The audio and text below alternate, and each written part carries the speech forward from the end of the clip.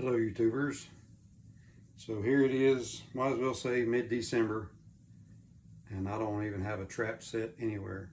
Um, Things happened at work that delayed me into deer season. I don't ever trap during deer season for obvious reasons. So right after deer season, the Monday after Thanksgiving, I had to have my gallbladder removed. So I'm actually right now healing up from that. Um, Hoping to maybe in the next few days get out and start doing some trapping and putting them to bed. But for right now, this just can't happen. So today, I thought I'd do a little video.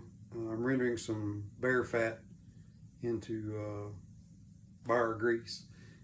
So I thought I'd do a little video as the way I do it.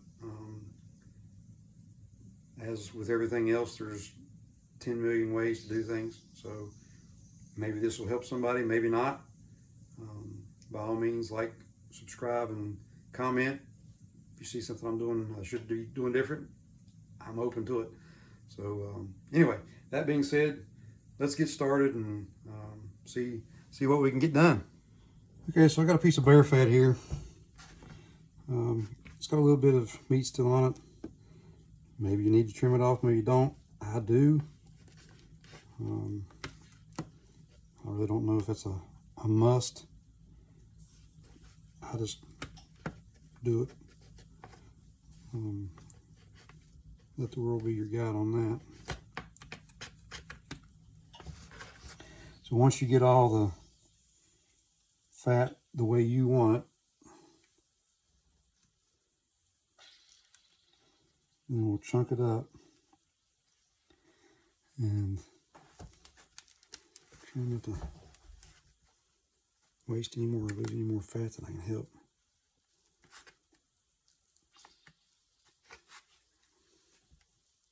Like I said, this may not even be necessary. By all means, if there's somebody out there that knows that it's not, and you can save me some time and trouble in the future, I would love to hear from you. Unfortunately, I'm having to learn this stuff from other people. I wish I would have been old enough and had enough interest to learn it from my grandparents, but I didn't, so there's that. So I just basically just slice along to where it's going to be about 1-inch chunks. Yeah, a little bit, not much.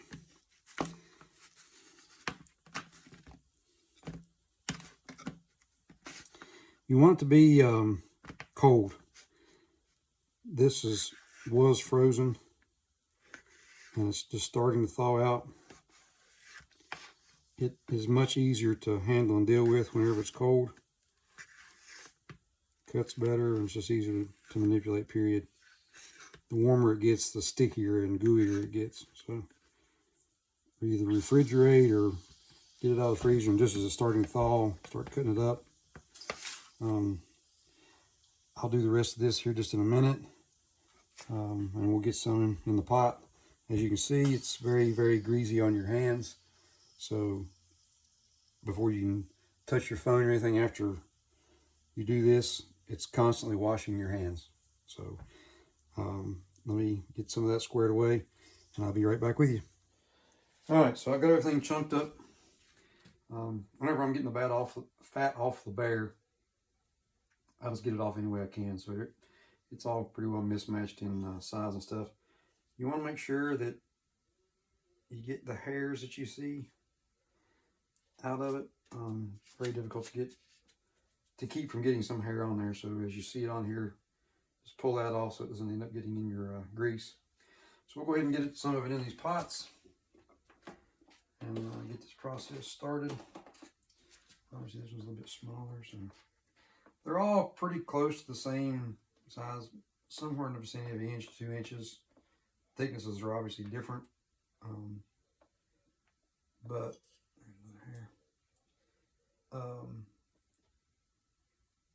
they're all pretty close to the same size. This hair is sticky on there. this makes them cook down a little bit easier, quicker, whatever. Don't want to get too many to start with. Just get it going there. Go ahead and dress these probably in here. Maybe just a couple more in here. All right. Now, the other part of this that's important is you want to cook them very, very slow. If you get too much heat, then it'll just basically just burn it up. I've already kind of cheated on my hot plate here and made little marks to about where I need to turn this. You just have to gauge, by your oven or a hot plate as far as how much heat to put on there. On my stove here, if I do it, I usually have it somewhere around the setting of number 2. So pretty low heat, just enough that you can see it cooking it and cooking it down, because you don't want too much heat.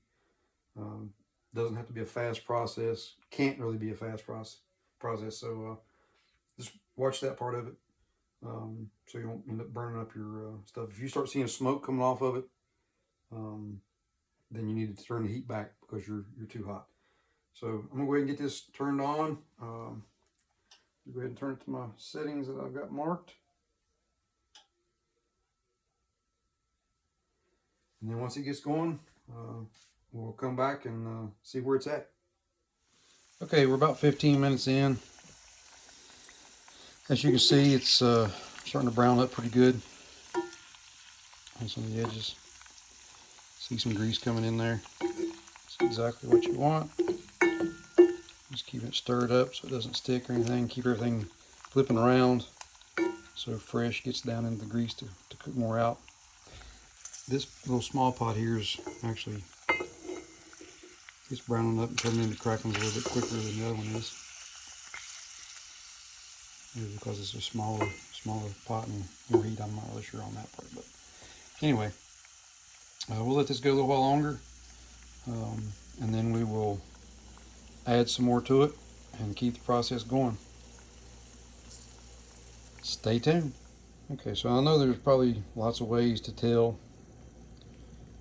Maybe, I don't know. But one way that I could tell when basically the chunks of bear fat have turned to crackling and are ready to come out, they're basically doing no more purpose. If you look, you can just barely see some little small bubbles of frying, and it's pretty inactive. Over here, this one's still, you can see it's pretty active, and some of the chunks are still lighter in color. Again, these are pretty dark. I think if it's deep enough that the cracklings maybe like float to the top whenever they're finished with cooking down. In these containers here, it's a little bit tough to tell that because they're not really all that deep. So I've just come to find that when it looks like this, they are still definitely in the process, and once it gets to this point, it's pretty much done. So I'm going to go ahead and empty this one out. I gotta get some things ready, and I'll show you that process real quick. But this one here is pretty well finished, so it'll be time to start over. You could put more in it, I guess, more on top, but I'm a little bit concerned with if you put more on it. The ones that are in here right now that are pretty much done, I don't want to get them to the point of burning and then having that burnt taste in the grease. So I'm gonna go ahead and get these out. That way they don't taint the taste. So bear with me just a minute, and we'll get to that point. All right, so I'm not big into fancy stuff. I really enjoy repurposing things if I can. Kind of find it a fun thing, but anyway, this is just an old pickle jar. I've got it in water here, warming it up, just tempering the glass so that whenever I pour the hot grease in, it doesn't have a risk of busting the glass, because if that happens, then it's all ruined, obviously. So warming this up, getting it tempered up. Once I get that done, then we will add the grease in there, And I'll show you that here just in a second. Okay, so got the jar warmed up. It's got a funnel with a strainer inside of it, just to keep some of the debris and stuff out. I just pour the whole thing with the cracklings, the oil, and all in. That way it can sit here and drain all the oil. We want to get as much as we possibly can, much bang for the buck. Get some of this residual oil out of this container here. And we'll just let that sit there and drain for a little bit. Once it's pretty well drained on and off, then we'll go to the next pot. Okay, so got everything drained in there now. There's the cracklings. You can actually eat these things. They kind of taste a little bit like a well done French fry. Really not all that bad, and high in calories. If you were needing calories for a hike or something one time, but just take this and set it down there, and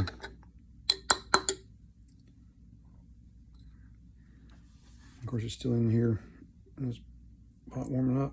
You can see some of it starting to cool and settle down in the bottom, and there's almost a full jar. So anyway, hope you have enjoyed and learned something, maybe. By all means, if you see something that might help me out in the future, like I said, I'm certainly open to that. So comment and send me a message there and let me know maybe an easier way to do something. Otherwise, hopefully again, I'll be soon back to getting on a trap line and putting them to bed. Until then, I guess I'll put this video to bed. Thank you for watching. Like and subscribe.